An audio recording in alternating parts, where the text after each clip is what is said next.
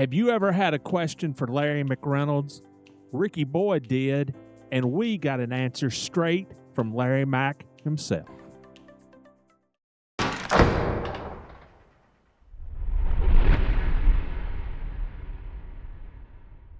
Hey, it's your host, Rick Houston, and I want to tell you about a new project we're working on for our podcast listeners and YouTube viewers. If you've got a question for any of our past guests, record a short video introducing yourself, where you're from, who your question is for, and the question.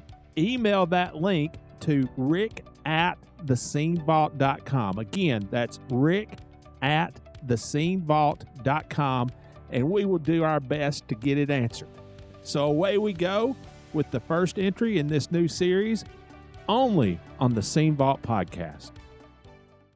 My name's Ricky, and I'm from Hueytown, Alabama, and my question is for Larry McReynolds.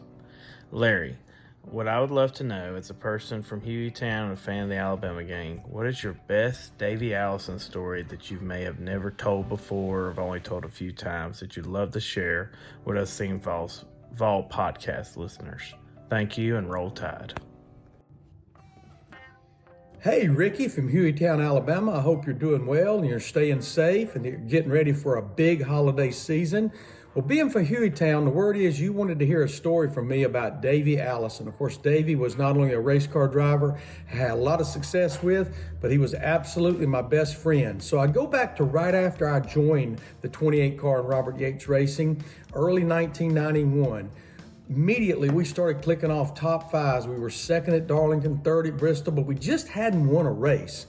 So we get to Charlotte the month of May. We dominated the All-Star race, sat on the pole, led about every lap, won the race, and then we go back out there with the same race car for the Coke 600. Now, back in the 90s, the Coke 600, the longest race we run by 100 miles, you almost knew you were on borrowed time with the durability of mechanical things about that race car.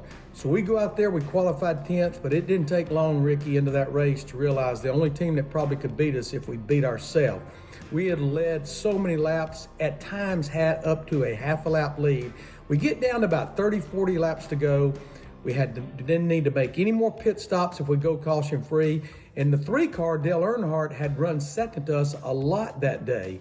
And again, there were times when we had up to a 17, 18 second lead. So Davey had not said a word on the radio for a number of laps, and all I was doing was telling him how many laps to go, 40 to go, 35 to go, 25 to go, and give him the interval back to second. Again, he had been radio silent. With about 20 laps to go, and you're about this time on the verge of winning our first points race, you probably could have thumped me and I would have crumbled. With about 20 laps to go, he came on the radio and he said, "Larry Mack, you'll never believe what's going on." And I'm telling you, my heart went up and lodged in my throat. I said, "This is it. We got a tire going down. We're losing a cylinder. We're burning the gear up." And I said, "What is it? What is it?" He said, "Every time I come off turn 2 and I look toward the infield, there's an Earnhardt fan hanging over the fence, flipping me off with both hands." I said, "Davey, I'm not sure I would have made it through the day had you not shared that with me." Davey loved to mess with me, and he knew when to and when not to. The good news is, though, Ricky, we went on to win our first points race together, and as we know, a lot of success with Davey Allison. I miss him every single day.